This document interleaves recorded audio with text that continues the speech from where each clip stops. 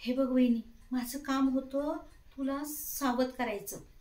परत तू काय म्हणशील की मी काही तुला सांगितलं नाही.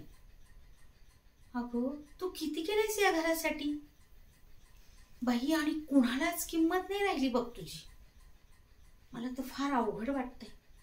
आणि या दोन सुना, अगं गरीब घराण्यातल्या आहेत ना, मग त्यांनी तुझ्या ताटाखालचं मांजर म्हणून राहिलं पाहिजे.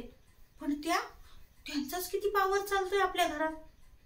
अगं बाकीच्यांचं सोड, पण डॅडा सुद्धा तुलाच नावं ठेवतात आता. मला काही हे पटत नाही बघ वहिनी. तेव्हा मी काय म्हणते, तू थोडंस आहे ना लगाम तुझ्या हातातच ठेव. हां, तू सावध राहावं एवढंच मला वाटतं. बाकी मला काय करायचं बाई, मी आपली 4 दिवसाची पाहुणी. बाकी तू आणि तुझा संसार बघून घे.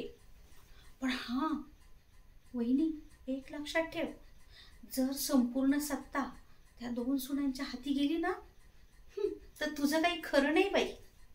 मग परत म्हणशील मी सांगितलं नाही. हे माझं काम होतं सांगायचं. माझं काय बाई, मी 4 दिवसाची पाहुणी.